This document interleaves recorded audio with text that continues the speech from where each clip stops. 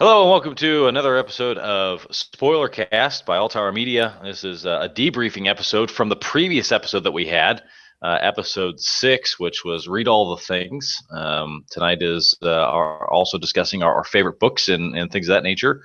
Tonight I have Mike with me. Mike didn't get a chance to actually be on the episode last week with us. Hi, Mike. Special guest Mike. Special guest Mike. Woo! You're going to be on for the next one. Yeah. The porcelain poltergeist. Oh, yeah. I figured let's take my favorite subject. Yeah, fuck that. We're not gonna do that one. I'll just not do that one. And then let's definitely be on the podcast about creepy fucking dolls. I'll do that. Well, yeah. My least favorite thing. Well, we discussed a little bit of your work. Well, we kind of went over the highlight reel of your and Jareth's work. We mentioned the fact that you and he are working on a project with one another and trying to get that published. Yeah. Written and then published, obviously. Yeah. Which that's plugging along rather well, I'd imagine. Yes, it is. Is this a leading question? It kind of is. It kind of is. So I've read some of your work. It's excellent, as I've mentioned to you in the past. Jareth seemed to. Oh, no problem. I being completely honest here, I can't stop reading it. It's really good. It's really good. And I was really glad to get my hands on some of Jareth's work last night, and I was reading through it as well. Also, right on par with what's going on there. So I'm enjoying that. But he had made reference to during the episode saying that he draws on other book series for kind of inspiration in his work, and kind of makes me think that you've done something of the same. You've had an additional week to prepare your list of your top selections, but I would imagine if you're anything like me, anything like Jareth, it was still probably a tough selection process for you to go through and actually pick out some of your more choice books. If you came to me a month from now and asked me to make a top 5 list, it would have not completely different books, but they would at least be in a very different order, and there would be other things in there. So I have my 5 that I'm thinking about the most right now, and these are all books that are very influential on me, and then I also have some honorable mentions. But man, that was a hard list to make. Yeah, it was difficult for me as well. There were a couple of them that right there at the last second I had to toss in. There was no other way around it. I do need to mention one thing. I made a mistake during the actual episode. No, you can't make mistakes. Well, I made a mistake. It happens every once and again. Is one of the seals of the apocalypse breaking? No. During our discussion of the Dark Tower series, I had mentioned that Roland, during his time on the airplane, he was mentioning some stuff. He was doing some things that seemed kind of odd to the stewardess that was on the airplane, and that's what ended up getting Eddie detained and searched for drugs. Okay. And during the episode, I said that Roland was, because he's out on this beach and he's dying and he's hungry, he asks for a sandwich. The problem is in the episode, I refer to it as a sandwich, and that's not actually what he ended up calling it in the book. He ended up calling it a popkin, because apparently in Roland's world, they're called popkins. So I actually used the wrong word there. I caught myself at the end of the episode. I was like, I think I said that. And I thought about it, and then I listened to the episode after the fact, and I did in fact say that. And that's not really correct. It is what it is. We all have slippage in things of that nature in certain regards, but I caught myself, and I'm one to correct. So, without further ado. Well, this is the good thing about having a podcast as small as ours is, which is to say microscopic. Once you get big enough, you're going to have such a wide fan base that no matter what you do, you'll offend someone. And when you're talking about Stephen King, you're immediately going to offend somebody. But we only have, like, optimistically 10 people who listen to our podcast, and I don't think any of them are. I know all of them. I don't think any of them care about Stephen King as much as you do. So, Yeah, well, the thing is that it's you say that, but our numbers. Josh has been running the numbers. With some of the programs that he has, and looking at the number of downloads and things of that nature, and we're actually growing pretty good. I'm actually surprised at the number of listeners and downloads that we've had. Don't tell Jareth. No. As far as Jareth's concerned, no matter what happens, 2 people listen to our podcast. Like our moms listen to. That's it. Exactly. No matter what. Now, would you call his mom or his former mom? Or he is still Jareth's mom. Okay. That was actually a very comical portion of last week's episode. That was there were several of those. It was pretty funny. I enjoyed it. Let's. I'm sorry. Go ahead, and then we'll get right into your. I'll say what I was telling you a few days ago, which was that. So I had to work that night. I was really upset about it, and the only reason that I did not just fucking call off work was because I was like, Jareth's going. It'll be okay. Like he will be able to carry that podcast, and like. Not to say that I'm like some luminous like vessel in our podcast hierarchy, but I just mean that I was like, well, the podcast is only going to have 2, technically 3 people in it. Right. But in listening to it, first of all, Jareth was just like fucking hilarious. Oh yeah. I didn't expect Dire Monkey to contribute as much as he did and have such an interesting discussion in such an interesting direction. I really appreciated Dire Monkey's contribution there as well, like out of nowhere. Yeah. It was like that was an episode that should not have worked, and it ended up being one of our best ones yet. It was really good. It was really good. I enjoyed that one. I've enjoyed all of the episodes we've done so far. I really have. Yeah. They've been on point. They've covered a lot of topics. The Hackasode episode with you went a lot deeper than we really thought it was gonna go. Yeah. I mean, we touched on some serious fears about what was going on. I mean, we've done some pretty cool stuff, and I really didn't expect a lot of this to go the way it has, but it has, and it's shaped up really nicely. Yeah. Actually, next week for the Porcelain Poltergeist, I have another guest that's going to be coming with us to the studio. I've already spoke with Dire Monkey, and we're going to end up having an additional person on air with us. He's actually the guy who actually made our intro music for us that we put at the very beginning of the episode. So Josh did this little piece, and then we've got the music, and then it rolls into us talking. He's going to be on with us. Good friend of mine. His name's Alex. I've known him for years. I've known Alex. He's going to be on with us for that. I look forward to introducing you guys. I think you guys will get along swimmingly. Excellent. So anyhow, let's plug on to what we're here for. Sure. That's what I was interested in. I really wanted to know what your list was this last week, and I know a lot of what you have to say is going to be similar to what Jareth had to say. I mean, it is what it is. Yeah. But at least you're not looking over his shoulder reading off a list. Yeah. At least I'm not actively cheating as I make this list. No, like honestly, you had a whole week to listen to the episode and remember it. That's not true. No, honestly, Jareth and I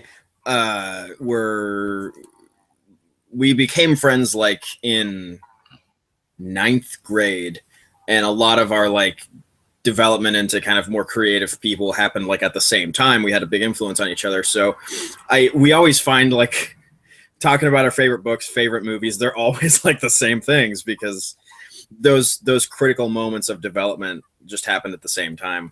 Right. So that's why on number 5 on my list is the Belgariad, which Jareth also mentioned. Right. A lot of people will mention like Tolkien or C.S. Lewis, right, or someone like that when they're talking about, the forefathers of fantasy. And no, those are the forefathers of fantasy. But for me, the things that ended up getting me into fantasy, it ended up being David Eddings with the Belgariad, because they were fantasy stories, but they lacked the sort of distant mysticism and the sort of I don't want to say like alien nature of a lot of fantasy, where it tries to separate itself from Earth. But what David Eddings did with the Belgariad was he made a very traditional fantasy novel, but it was funny and it was relatable, and you would have these characters who would get in these ridiculous situations, and they would be like, "This is a fucking dragon we're fighting, guys. What is this?" Like, so reading that when I was 11 or 12 was what got me into like loving fantasy, so that has to show up on the list, Oh yeah. Uno momento, por favor. Before we actually roll on, I have a surprise here. Oh shit! Don't you shit me? I have we have another person that's going to be joining us. Okay, that's what you were doing. We have another person that's going to be joining us. Who is it? Josh is going to be on. Okay. He'll be on just here in just a moment. I just sent him the link. He should be logging in and joining here in just a half a second. Josh. Hi. Hi. Hello. Oh my God! I got to turn. So nice of you to join us. Yeah, well, It is what it is. better late than never, right? Better late than never. You got to make an introduction. So we just got past talking about Mike's very first book on his list, getting him rolling on that. We discussed. Sorry, you missed it. It's gone. You'll never know it now. Go ahead, Mike. Oh, it was the Belgariad, which was one of the same picks Jareth had, and I rambled about it for a moment. Oh, good. Yeah. Since it has been mentioned twice, I'll have to look into it. No, I've got it sitting on my nightstand in there. Mike actually provided me a copy of the book, and I need to actually start reading it. No, you do not. Oh, I'm sorry. Is that I was of the assumption that was within the same universe. No, the Belgariad is by David Eddings. You have book one of the Gentleman Bastard series. Gotcha. Lies of Loch Lamore. Yep. Okay, I apologize. Because I was of the assumption during last week's episode that also was kind of within the same context. No, two totally different authors, two totally different books. Gotcha. My mistake. Yep. There is there's a book that Josh gave me a while back before he took off to Ohio. I gave you a book. You gave me a book. Sure. You don't remember the book? No. You said it Come was. on, Roper, join us. Come on, Roper. It was arms behind the head. Let's do it. Join us. It was all covered in Kool-Aid, and you dug it out of the trunk of your car. I'm intrigued. Let me know what the book was.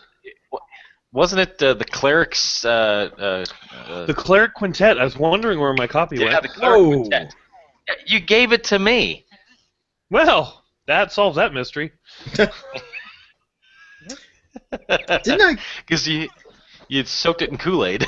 So you were like, I didn't soak it in Kool-Aid. My daughter did, but sure. honey, where's my Kool-Aid book? You know, the book that we put in the water to make the Kool-Aid with? I'm fairly certain that was predating your child, because it was before you left to go to Ohio. Remember, I had another one. No, the first time you left to go to Ohio. Yes, I have more than one daughter. Roper, he would know. No, he wouldn't know because he was here and he doesn't even Bella remember. is here with me in Ohio. Guys, let's Rebecca don't even remember. Was with You don't me even remember. Rebecca. You don't even remember giving me the book. Well, a book is a little less important than my own children. Whoa, Just throwing that out there. Whoa. Is that too far? Sure, you're off base. Well, I'm glad we figured that out. Oh yes. Okay. So Mike, back to your list. Okay. So That was this bottom rung. So let's move up the list and start towards number 1. 4 is Number Paper 4. Towns by John. I feel like we need. I'm sorry. I feel like we need like those little catchy numbers that bounce in during what is that trivia game with the bald-headed dude? I have no idea. You don't know Jack? You don't know Jack. There Let's you go. make a baby 5. Sorry. Okay. All right. I So love you that said game. Number 4. Paper what now? Paper Towns by John Green. It's a young adult novel. There's no dragons or magic or laser guns. Okay. It's just about teenagers. Matt's checked out. Hard to explain. Actually, it's really simple to explain, but it's hard to explain to make it sound good. Okay. Needless to say, he has a writing style that can be has a lot of range to it. He can be very, very poetic and meaningful, and then switch over and be totally self-aware and irreverent. It's also tends to be really annoying for me reading novels about, say, high school, and they don't talk about because you know how it was in high school. Everyone's cursing, people are drinking, because other people are having sex, and that's present in those novels, not what they're about. But anyway, Paper Towns in particular had a big influence on me as a person, and now I have talked too much. No, you haven't talked too much. We've got time to burn here. You're not Solaris. Will you just chill out? I'm actually working on it right now. I have, the way when you said that it's gonna be hard to explain to make it sound good. A lot of times, those books are usually phenomenal because you've got to take the time to actually read it to fully understand it, and a simple explanation never does them justice. Yes. Most people roll their eyes at me when I mention Paper Towns. They don't get it, and just like, you have to read it, man. It's not for everybody. I wouldn't give it to Roper. Although he might still like it, I don't know. Yeah, I don't know. I'm kind of particular. Yeah, it's a little too touchy-feely, not enough punching and kicking. Then I probably wouldn't be on board with it. There's not a lot of touchy-feely books that I tend to collect on. Now, the bending book that I mentioned during last week's episode, that one you'd have to read it. It's also one of those ones that's kind of hard to explain. Yeah, I listened to the episode. Different touchy-feely there. Yeah, I was like, did we just drop like a Karma Sutra Volume 2, or like where did this suddenly make this turn into? It's a good book. They're dropping really all these great titles, and then this. Bending. You can always count on Roper to bend it in the wrong direction. Woo! That was a joke about his penis. Well, it had to come in somewhere. Number 3. Wow. Let's segue Anyway. into number 3. Number 3. Number 3 is the Gentleman Bastard series. Excellent. I'll just pick Lies of Locke Lamora Okay. because it's amazing. Jareth really covered the whole book already, so I'm not going to get into it. We'll just skip right on through. Get ready, everyone. Number 2, the manliest book ever, Oh God, My Little Pony. The Last Unicorn. I was close. It might as well be. Might as well be My Little Pony.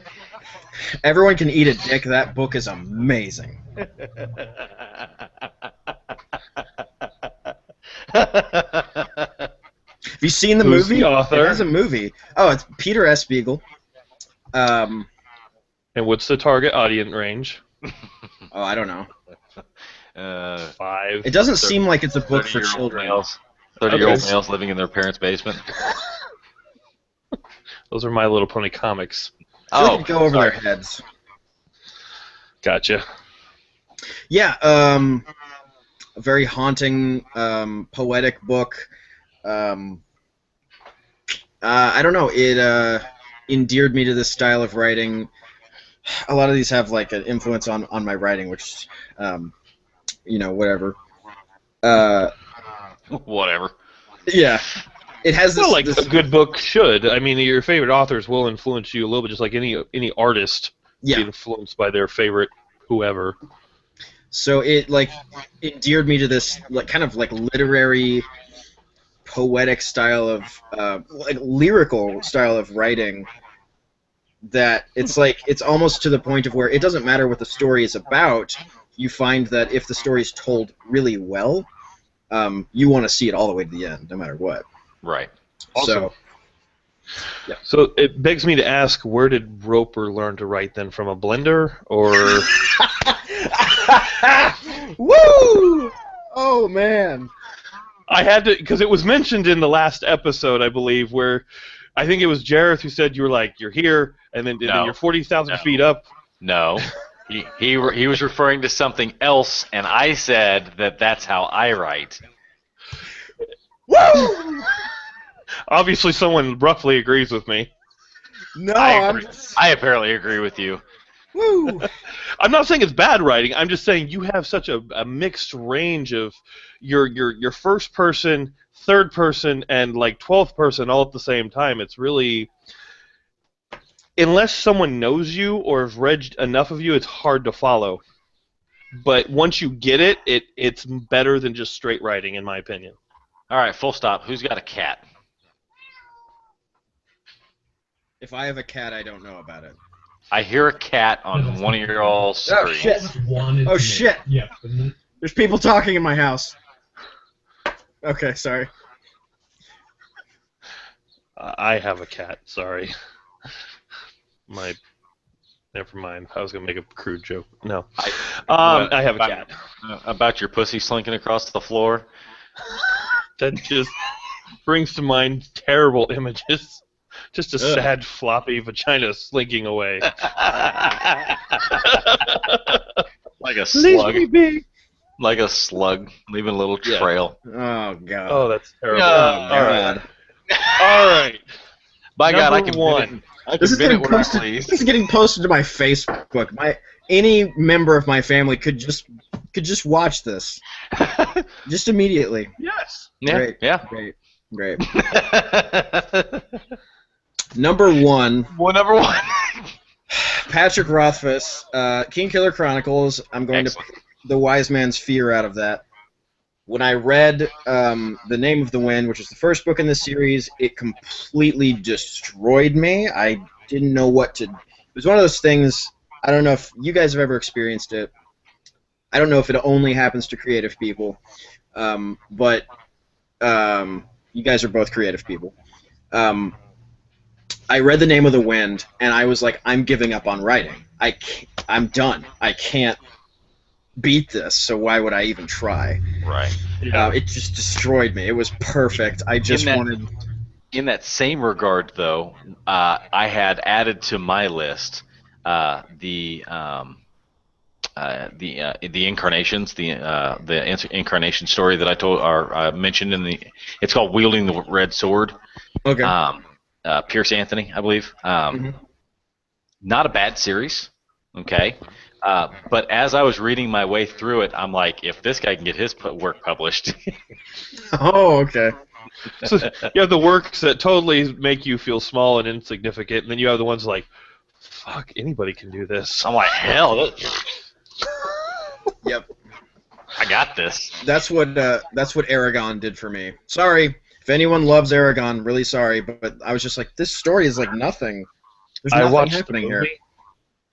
You're what? I watched the movie. Okay, well, yeah. I didn't read the book. It looked. Oh. I don't know. Didn't look like it looked like I would just find it trite. Yeah. Just the book that Jareth mentioned in his list that he said he was going to get all the hate for. Yeah. What was that again, and what are your thoughts on it? The Slow Regard of Silent Things. Yes. So what Patrick Rothfuss did, he wrote The Name of the Wind. So 2008, 2009 it came out. Wise Man's Fear comes out not till 2012, 2013, so it's several years. we're now in 2015, and book 3 is not out. Instead of book 3, he's written some side story called The Slow Regard of Silent Things. Book is about that big. And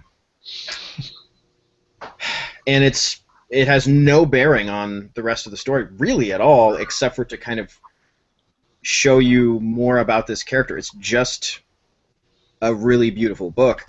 So a lot of Rothfuss's fans are very upset about that. Imagine if George R.R. Martin were to release like a very, very tiny short story about like Brienne of Tarth that had no bearing on the rest of the story. Everyone would be like, "What the fuck are you doing? Finish the next book!" You know? Okay. All right. I see what you're saying there. Okay. Yeah. Okay. Yeah. That ended up being Jarrett's favorite. I'm still more a fan of Wise Man's Fear. That I read that in 2 days, and wow. It looks like 2 Bibles. It's giant. Wow. Yeah. Very good. Wow. So, Josh, you've had 3 weeks now to compile your list as well. And I'll say I put it together 15 minutes ago. Fantastic. So, so you've had 3 weeks to prepare. You've also had a week's worth of being able to listen to last week's podcast to listen to everybody else's selections. A phenomenal episode. Yep. It worked. We discussed that before you got on online with us here, but it worked. Yeah. It was good. It was just good. Anyhow, with all that in mind, let's get to going on yours and see where you land on some stuff. Well, let me preface everything by saying that I don't have such a wide background of books. I love to read, but my issue is I'm sure there's names for everything out there. A fear of something ending. So TV shows that I watch, I literally have a panic attack during the series finale. Like, everyone's gonna laugh at me for this, but I was a really big Glee fan. I enjoyed Glee because I thought it was a musical done in a way that I could enjoy because it was updated music. Yeah. So when the last episode came on, I was like, oh, fuck, it's the last episode. Same with Breaking Bad and several other TV shows that have ended recently. I was just like, but I want more. I look forward to this. Yeah. So I get the same thing when I look at a book cover and I read, the kind of synopsis of it, or I read reviews on it, and I'm like, but it's going to end. So I have this whole fear of wanting to start stuff. So I typically reread a lot of the books that I already like. Sure. Dune, Lord of the Rings, your top, more popular series.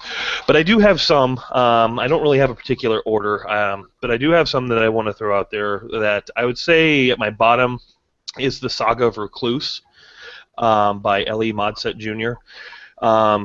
I originally started with Colors of Chaos, which was way further into the series now than when he started. He went back and added more to the beginning and more after. But basically it's about some wizards. I don't know if either of you have read that series at all, but you have your white wizards and dark wizards and gray wizards, and you're not really supposed to cross over. And it's been a while since I've read it, but I do remember really enjoying it. It was probably one of my more favorite series to read. I haven't finished the series, but I do recommend it if you're into any sort of fantasy or magic books. Just to give you kind of since I haven't read it in a while, I'll read the quick synopsis. Oh, he's up to 16 books now. See, I've read 5.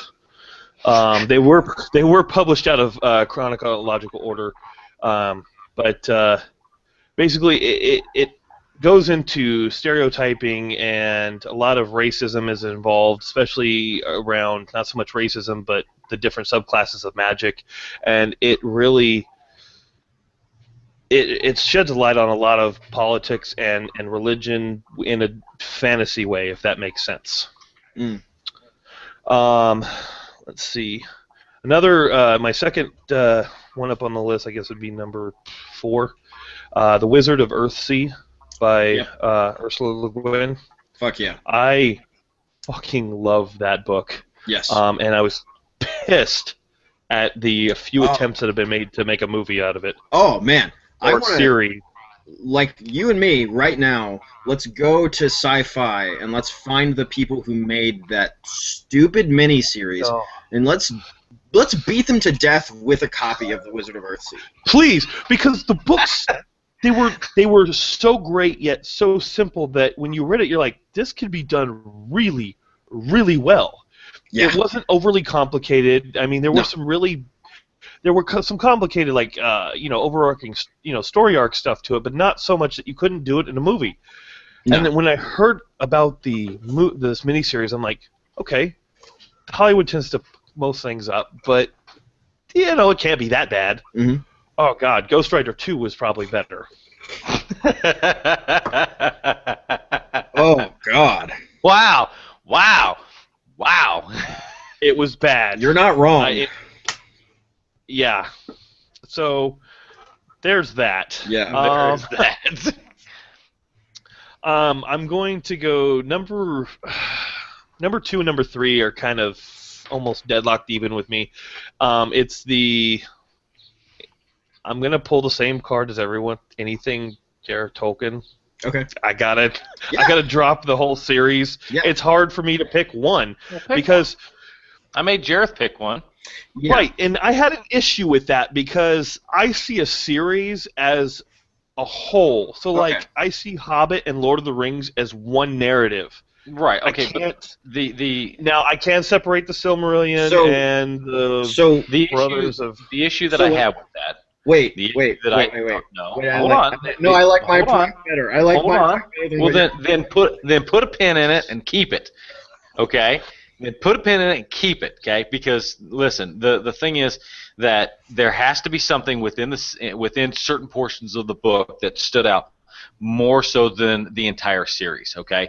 For me, whenever I was reading through the Gunslinger series, the entirety is its own story arc from beginning to end. And I also recognize that all of the additional stories that link into it are also a portion of that universe and that world, and it is actually a part of that same narrative.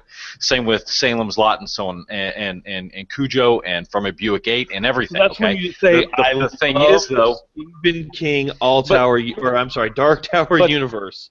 But the point that I'm making though is that if I would have read through the Gunslinger and hated it, then I wouldn't have pressed on to the next one. I mean, you're talking about 7 books for just the main series, and then you're talking about all of the additional stuff that's roped into it after the fact. Sure. If I worked my way through book 1, because book 1's really short, and if I made it to book 2, Drawing of the Three, and went, wow, this book 1 was bad, but I worked my way through it, and book 2 was excellent, I could then justify continuing on to book 3 and so on and so forth. And because of that, I might go, well, book 2 out of all of it is my favorite because it's what kept me on board with the series and allowed me to finish it, and it ended up being really great. So I can look at what you're saying and say, yes, I recognize the whole thing is a great product, but there had to have been a selling point within there that kept you on board with it. You see what I'm saying? That's what I'm looking for, is what was it that really was pushing you forward in that series. Now, Mike, you had a point, and I want to get to that, so what was that? Oh, I was just going to say, remember The Matrix? Yes. I just want to say The Matrix because there's 3 movies, and when I say The Matrix is my favorite movie, not everyone is like, oh yeah, and the part where he fought 6 million Agent Smith, that was really, there were a lot of good themes and concepts in there. Okay, so you say that, but you say that the third installment of that I did not care for. Yeah. I'm agreeing with you. Okay, but the first one, when I watched the first one, I was like, that was good. I'll watch that. And so when the second one came out, I was like, okay, and I watched it, and it was about on par with the first one, but the first one was still better. But then when the third one came, I was like, okay, this could either do one of 2 things. It could stay mediocre all the way through the middle, or it can dive off at the end, and it ended up taking the plunge. Yeah, it did. So if you want to equate it to that, if I picked one of the 3 within that story arc, I would have to pick The Matrix, the first one, out of all of them. To get to my... Okay, go ahead, Mike. No, I was just laughing because all you did was go, yeah, but I just want to be able to say that a series is my thing, and me and Roper were like, go. So, and since both of you have made very good points, I will continue. The Hobbit. And I say that only because it was one of the first real books. And when I say real, it was when I was transitioning from your, golden books as a child to an actual book. It was actually given to me by my dad, which was my uncle's copy. I want to say when I was 7. He gave me that copy, and obviously I had a hard time reading it, even at that age. Certain parts of it were... That's kind of involved. Yeah, but I started reading very early on. I mean, my mom had me reading the newspaper and stuff, in kindergarten, so I had the general concept. The hard words, the different languages, I'd be like, that guy. Okay, it was that guy. The guy that starts with 2 L's and 5 W's. That guy. So, and eventually I kept rereading it until I understood the full concept of it. And obviously I'd seen the cartoon and I was able to put things together and understand it. But that was really my first book. And so obviously I have the love of The Hobbit and that. Tell me at the end of the cartoons for the Lord of the Rings, you learn to sing Frodo of the Nine Finger. I only watched those cartoons one time. I've watched The Hobbit several times, despite its drastic variation from the book. Well, I wouldn't say drastic. Those on VHS someplace. It's closer to the book than the movie is. Okay, so moving on. Now, see, you brought up another title that didn't make it into my list originally because I did throw it together at the last minute, but so I'll make a 2.5. Okay. 2.5. I was going to do honorable mentions. I'll say that. So. I can't put either one of these in an honorable mention, so it's kind of hard for me to... Okay. If I had to do an honorable mention, I would bump out Colors of Chaos, the Recluse, the Saga of Recluse. So that would be my honorable and shuffle everything down. So the next one would be the Dune series, but to pick one, since I haven't finished some of the later ones, I think I've only made it through 3 or 4. It was the second one, the one where he's blind. What is the name of that one? He could tell you.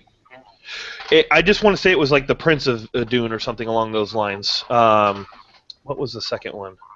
Uno momento, I'm looking it up. Continue on. No, we should speak Jareth's name 3 times into the wind and he will come. Oh, wow.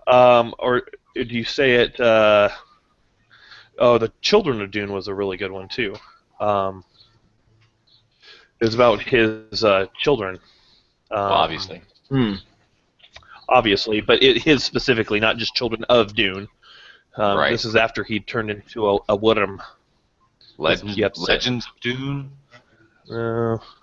Let's see here. No. Okay, obviously Dune. It's one of my... I have a hard time with remembering names of people, so don't think that I didn't enjoy this just because I can't remember the name. There's Dune House... There's House Atreides. Is that how you say that? House Atreides, yeah. No. Okay. And then there's Dune House Harkonnen. You just need to stop. Shut your mouth. Have you ever watched these? Yeah. Or read them? It's been years now. It's all I remember is the big Dune. fat. That's all I remember is the big fat floating guy. What is it? Jesus. Hall of Dune. Anyways, long story short, it's shortly after the events of the first one. He how he goes off into the desert and disappears, and no one really knows what happened to him. Well, he ends up coming back. Everyone thinks he's dead. He's actually it's Paul, and he's blind from all the spice. It's actually blind him. No one knows it's actually Paul, but some of his jihadists. Dune Messiah. Maybe that was it. Because I read them both at the same time. Dune Messiah, Book 2 Chronicle, or I'm sorry, Dune Chronicles Book 2 is what this is calling it. Yeah. It was really good, and it was one of my favorites because it turned the tables. He was an outsider at that point, and he has this small group of terrorists who were his followers, and it just was nice seeing it from a different side instead of him like running everything and him leading this huge war. It was like this secret war getting back into the city. It was just a different perspective, I guess, was why I liked it. Number 2, the Dark Tower series. I got to go with the Gunslinger just because it was the gateway drug into that, and it's one of the greatest opening lines to anything I've ever read. Yeah. Hey, do you like it because it never ends? Well, Roper, why don't you tell them have I finished it yet? No, you haven't. I haven't finished it yet. I've only made it 4 books in because I have a lot of stuff going on, and I always find it a hard time to read. The only thing I'm actually caught up on is the Ragnarok Rising series. This podcast has been brought to you by the Ragnarok Rising series by D.A. Roberts. Plug. Also by spellbook.com. Hell Check yeah. out the Infinite Black on your app store today. There, covered our bases there. Heck yeah. But, hey, did you see the new images? because- Did you see the new images I put in the file? I put the new images in the file for. What images? I put the new images into Dropbox for you to start doing edits for the card imagery. Yeah, let me get on that. Fantastic. Jesus. Okay. I'm fucking busy. Yeah, I know. I have a lot of stuff going on. No, I'll get to it. I'll find. You're the master filter though, so I mean. So I'm the All Tower? No, you're the master filter. Same difference. Spoiler alert. No, the creature in the bottom of the tower is the filter. Okay. Not the tower itself. Splitting hairs. Okay, number 1. Do we want to get to number 1? Number 1. Yeah, number 1. Number 1. Number 1. Number 1. Number 1. Number 1. Number 1. 0.5. Does anyone want to take a guess or? Let's see here. Wait. Is it How to Win Friends and Influence People? It is not. Good. God. Sorry. Thank you. No, it's the Icewind Dale trilogy, and fuck you, I'm going with a series on this one because to me that is a solid series. Screw you, because he has a billion Dreist books. I can call the Icewind trilogy a solid series. R.A. Salvatore. Oh, no. No. Dreist. Dreist? Not Dreist. Yeah, Dreist. This comes from the word of the author himself. Whatever. I know, I was fucked up too after I heard it. I'm like, but I've been reading it this way for so long, it's hard to change. Yeah.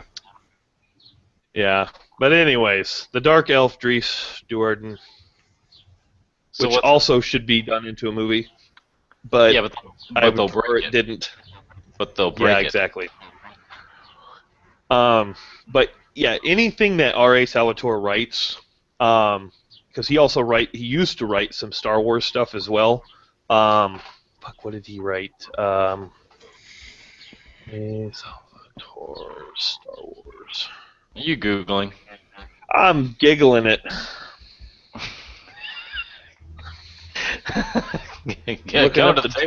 Coming to the table prepared. I'm jiggle-bitting it. He actually wrote Attack of the Clones, the novel. That I didn't know. Well, there you go. And the New Jedi Order Vector Prime was another one he wrote, and I could have swore he wrote more than that. But he's written several Forgotten Realms. The Dreist books is kind of his big ta-da. And then he's got... Your image froze there for a moment going... And he also has another series, I believe it was like the Spider Queen series. It's more about Drow. But either the Icewind Dale trilogy, which is after Dreist has already come out from the Underdark, or shut up, I didn't word that properly. He's come out. You know, he's no longer evil. We're all accepting him for who he is. He's a nice guy. Not everyone accepts, though. Not everyone is as understanding. You know, there is Indiana. Hey, don't we have a link at the Alltower webpage about equality and stuff like that? I'm still building the page, and actually, just to let you two know that the website is moving to another host as we speak. And move it again, should be official tomorrow. No, never moved. Still alltowerpodcast.com, just where the files are saved at. That's what I mean. We're moving it to a different host again? No, I was in the process of moving it to DreamHost, but then I found a better server before I actually made the move. Okay.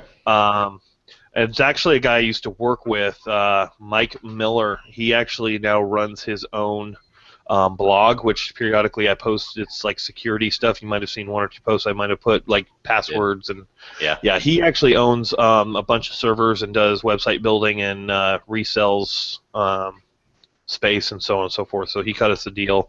Cool. And he's going to help manage it as well. So, but either the Iceberg yeah, what are you looking at? I think there are children being murdered outside, probably. And yet the man sits and watches. Well, this is a comfortable chair. Oh, well, you can't leave the comforts of a comfortable chair. No. Children I was like, he either froze or he's mesmerized by something outside. And I don't care. I mean, survival of the fittest. I'm just mildly annoyed that survival of the most comfortable. There are children screaming, "Help! Help! Oh God, help!" And splatters of blood are hitting your window, and now it's quiet outside. That's all you ever wanted was for it to be quiet. Anyway, let's talk about books. Hey, you know that it's probably nothing. It's probably nothing. They're just playing a game. It's the guy in 4B, the quiet guy that no one ever really talks to. He finally decided to play with the children. But no. If you listen to the works of George Carlin, like I mentioned last week, he says it's always the quiet guy that'll kill you. He goes, it's not the guy sitting down at the bar going, I'm gonna kill the next motherfucker that comes in here. I'll be right back. They're singing. What the hell? They're raising the dead. You know, funny story. Mike's gone. Spoiler. He's back. Were they summoning Cthulhu? They were summoning Cthulhu, weren't they? Yeah, probably. It looked like the Blair Witch Project there for a moment. I thought you were gonna be like, they're coming to get me. I hear children singing in the darkness.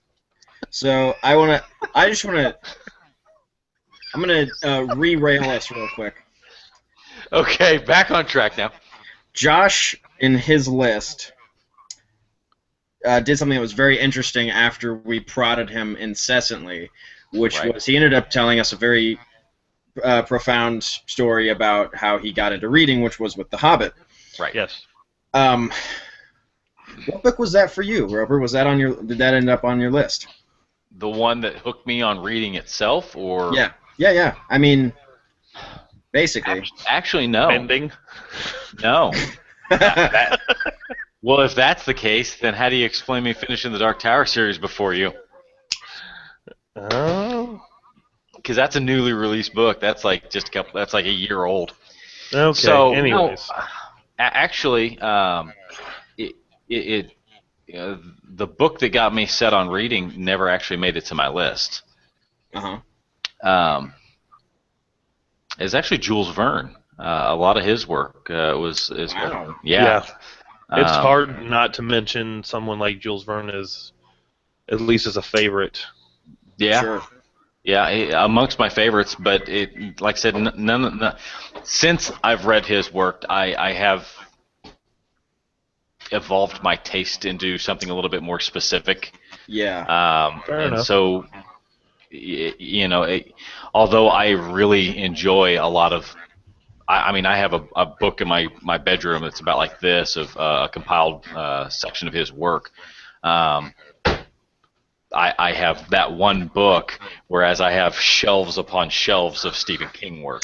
Right. So, but see, and I think they're good, good introduction books for trying to get someone into reading. At least in my opinion, like you can go down and buy, like in the children's section, the classics. Some of them being Jules Verne, some of them being, oh Jesus, what's that dude's name who wrote Treasure Island? It starts with an S. I can't. can't think of it off the top of my head, but another popular author. But we bought my stepsons some of these books, like Dr. Jekyll, Mr. Hyde, 20,000 Leagues Under the Sea, Treasure Island. Some of these classics that aren't over the top as far as complicated subjects and easy to read books. It's like fucking pulling teeth to get them to read a book. I feel so old saying, "Goddamn kids today," but it's hard to find kids to get them to read a book. Robert Stevenson. Robert Stevenson, that's right. Well, yeah, I mean, and I tell them, if you just crack these pages, you'll be transported to a place that you can't find anywhere else, and it's hard to explain that. Well, Jareth, I think, said it best about how when he was reading something from his childhood or earlier on, it transports him back to a younger version of himself. Yeah. And like I mentioned in the episode, games don't do that, but movies, they have the ability to do something similar, but it's not the same. Right. No. Well, and that's why I still, to this day, I've read The Hobbit. I've lost count. I'm probably in the 40s now at this point of how many times I've read it, because when I read it, yes, I have the imagery of the hobbits and all this good stuff going on at the Lonely Mountain, but I also remember my dad, who's now passed. I remember him telling me how much he loved it when he was reading it, and how much I think he would have enjoyed the books and picked apart the parts that I hated right along, the parts I loved, and it makes me go far beyond the book. Yeah. Well, guys, we're reaching 52 minutes here, so I want to go ahead and start kind of getting the closing into this, so we can start putting. Well, we didn't hear Mike's. I know, and we're actually that's kind of what I was wanting to close out with. I'm kind of posturing towards ending here. So, Mike, what was it that got you hooked on reading? Well, I mean, so it was the Belgariad, basically, and I thought what was interesting is that on all of our lists, it's gonna be similar for Jareth. I'm not sure exactly what it's gonna be. I think it's interesting that the books that got us into reading either didn't show up on our lists or showed up at the very bottom. And I think, like you were saying, Roper, your tastes develop, you move on from them. So though they informed our decisions later on in life, how much we love reading, they got us into reading, we did kind of develop away from them. Yeah. Yeah, I just think that that's extremely interesting. Yeah, I agree, because as much as I love The Hobbit, I definitely it barely made the middle of my list, because and I had trouble even putting it there. I put it more in the middle due to the other books. Yeah. If it was just The Hobbit, it probably would have been lower. Because it in the grand scheme of things, I'm not going to take away that it's not a fabulous book, because it's written amazingly. It's just a timeless book. But like Roper said, your tastes tend to change, and you look for more in a story, and you latch on to things differently. Yeah. And I think part of that is because it has that nostalgia. You do look at it still with a child's eyes. You don't look at it with the same eyes that you do today. Right. You are transported back. So it's hard to move it. Maybe if you read it today, it would be, near the top. You would have a new appreciation for it. But because you are transported back to then, it's hard to move it any higher than that. Yeah. Yeah, I think so. Well, guys, like I said, I appreciate you being on with us and getting on the ability to give us your list this go around. Mike, next week, I look forward to the Porcelain Poltergeist. I don't. Josh, well, you're good. It's going to be good. Josh, you've got an episode coming up that we need to work on the calendaring for. You and your brother, is that correct? Yeah, I got to figure out where to put it in, and I'm going to be able to actually watch it as well. So it'll fit in somewhere, even if I just have to record it off, with him and whoever else. I don't know how many of you are interested in the Fast and the Furious. Well, we can make it happen. Yeah, we'll do it. Take your pick, Mike. Fast and Furious or best. the Poltergeist. We gotta try Furious. to do our best not to confine ourselves to as much as we are the geek culture. I do want to dabble a little bit outside of that. No, and I agree. Fine. It'll help Don't widen be our like- audience. Don't be like that, Mike. So the thing is that we've got those episodes coming up, and then we've also got coming up rather rapidly Excelsior with Josh. Excelsior! I'm excited. I mean, I am as well. That one's going to be a good one, and we're going to have Josie back on That's for that why one I as well. slated it for 2 hours. Yeah, that one's going to be a good one. I've already bought my tickets. We're going with the family. It's actually free comic book day the same day, national, so hit your comic book stores that day. Get some free comics. Go buy some comics. Now- Buy Saga. Buy Saga. Fucking full stop. buy Saga. Holy Full stop. shit. How haven't I mentioned Saga? I know. I was like, do I include it? It's a comic, but it's a graphic novel. Do I include it? Oh, it's so good. Saga is so fucking good. Jesus. So, full stop. You need to backpedal. You've got tickets for Age of Ultron. what? And That's if- coming if- out. If I lived in an area that was doing the 24-hour marathon and I had the money, I'd buy a ticket to that. There are some cities Right. who are playing all of the Marvel movies, starting even with the Ed Norton Hulk. They're including that. The Iron Mans, the Captain Americas, and the Avengers. They're going to run the full gamut nonstop. Wow. When does Age of Ultron come out? May 2nd. No. Yes. Brother, it's coming up. That's why That's- Excelsior is slated for the week after. Guys, that's less than a month. Yes. Yeah. Tickets went on sale 2 weeks ago. You better get them. Holy shit. I had Fandango tickets from Christmas that I was saving just for Age of Ultron. Oh my god. Dude, it's coming. And we're going to go. I'm It's gonna be fucking good. excited. It's going to be good. It's going to be good. All right, well, boys, I appreciate it. I don't have a last thing for tonight other than be safe, and I'll catch up with you at a later point. Last thing. You got a last thing. I got a last thing. Yeah. You got to do last thing. Josh with the last thing. Like I said, the website is being moved over. You guys check out All Tower Podcast. I'd give it till at least Monday, but it should be working tomorrow. Podcasts seem to be streaming just fine to any service. I even downloaded a random one on my Android phone, and it found it without having to upload the RSS feed. So you guys check out our podcast. We appreciate the numbers. Mike, did you see the numbers that I posted? We're pushing 70s, 80s just within a month. Downloads. All right. So don't tell Jareth. He might have a panic attack. That's the same thing we said. That's the same thing we said at the beginning of the episode. Yeah, be sure to check that out, and definitely check out spellbook.com and the Ragnarok Rising series. They're two great friends of ours, and we want to definitely get their stuff out there a little bit more. But damn it, I really did have a last thing, and I can't. That sounded like a last thing. That sounded It like did, a last but thing. I had an addition to, but It You escaped. wrote I'll it. throw it in. I'll You record fucked it up, into the intro before I release this, and so No. listen to the intro, No, and fuck. it'll be there. Nope. So totally fucked now. All right, guys. You guys have a safe night. I'll see you guys after a while, all right? Bye. All right. See ya. Bye. Night. Bye.